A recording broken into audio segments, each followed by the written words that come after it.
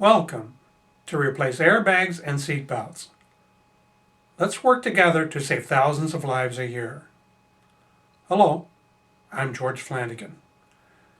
This is a baby car seat with a computer-controlled car seat restraint mounted on the back. This machine is going to replace airbags and seatbelts. This restraint can be attached to any car seat or built into a new car seat. Because it is computer controlled, it can be used by a 400-pound man or a 5-pound baby. It isn't one size fits all, like airbags and seatbelts. One thing I want to emphasize, this restraint turns on as soon as you buckle up.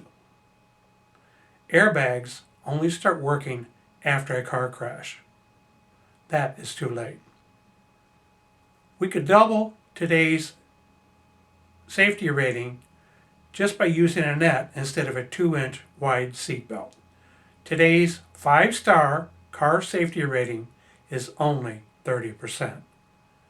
Some surveys prove that 90% of all people killed in an auto accident go through a car window. With this new computer-controlled restraint, you will never leave your seat. How can a race car driver hit a wall at over 170 miles per hour and just get out and walk away? The answer is simple. The seat is customized for each driver.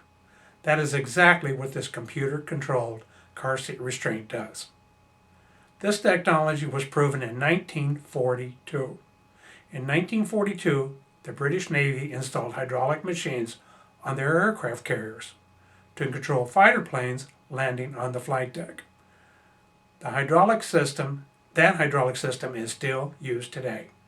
Before hydraulic controllers were installed, the U.S. Navy was using airbags. With airbags, half of all the pilots were lost within 6 months.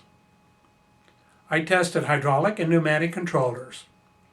Only the electronic computer controllers offer a finite control needed for a person inside a vehicle.